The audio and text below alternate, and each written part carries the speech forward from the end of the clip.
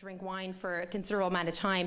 I actually chose this topic because it really focused on international standards and the complex relationship between international standards and certain binational arrangements, and how a lack of standards can create opportunities for cross-border trade but can also create problems. And I would like to congratulate the organizers of this forum. It's their 10th annual. They do a really excellent job.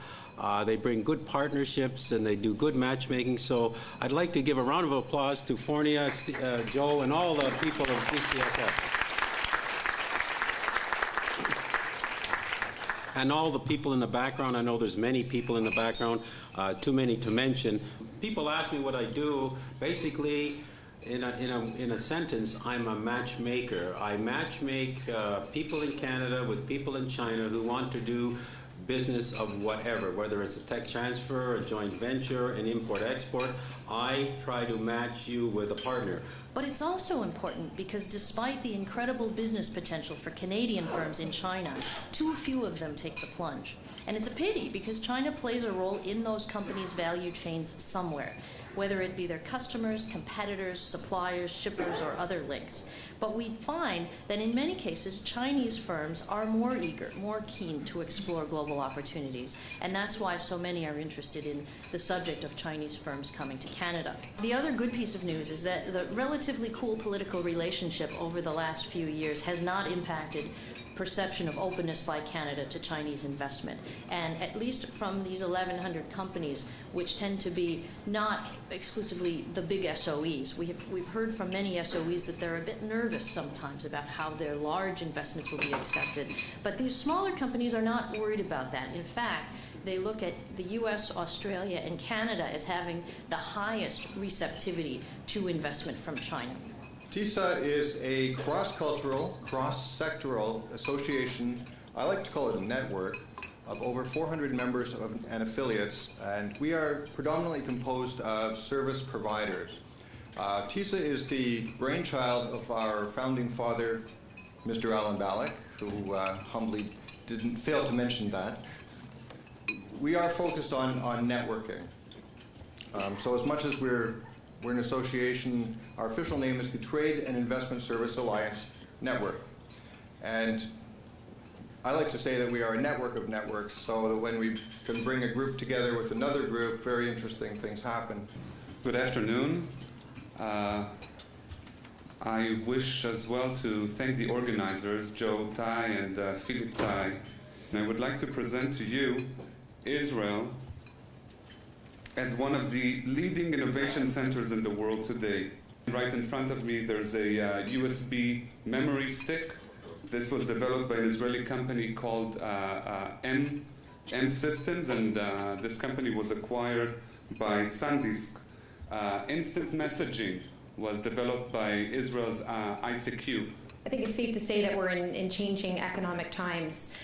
We're seeing rise of regions such as China and other newly industrializing countries. We're seeing the rise of certain industries where technology is a major part of that. We're also seeing a reorientation of industries in different parts of the globe. What I want to know from our panel is what are the opportunities for Chinese companies entering Canada, Canadian companies entering China and entering Israel now and moving forward in the next 5 years? How do you see that changing? One of the things I notice is that people from foreigners don't take advantage of all the programs that we do have. You saw we have 140 offices. We have 800 officers around the world. We have a number of programs, and there are so many of them, even I have a hard time keeping track of them. If you saw that spectrum that we had there, you should learn how to navigate through those pillars and find the appropriate service at the appropriate time in the life cycle of your investment or joint venture project. Not only the federal government, we have our colleagues from the provincial government. You can leverage provincial and federal services and even municipal services that get in there. They can help with the location of, unfortunately, you know, a lot of people say, what was the government doing for us? Well, they're doing a lot for you. You just have to avail yourself and, you know, really cultivate the relationships, and that's why we have TISA to help cultivate relationships. That's why, you know, Canadian government supports CCBC, because they help cultivate relationships. But cultivate that relationship and then go that extra step and avail yourself to those programs that are there. But one of the issues is immigration. Inside China, even worse. Maybe next time Joe Tai can organize somebody from the immigration department, you know, issue something, priority pass or a letter or introduction from Ellen or something, that it would expedite the process.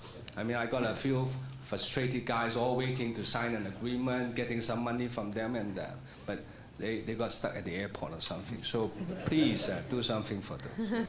I share your concern, and China is one of the countries where we have incoming business delegations, and we've had our programs compromised because all the delegates didn't get their visas. And Canada is a little different than other countries, how they organize immigration. The Canadian ambassador to China has no influence on immigration. Immigration is separate. I find that there's very much a both sides see their right, and there's a need for increased communication.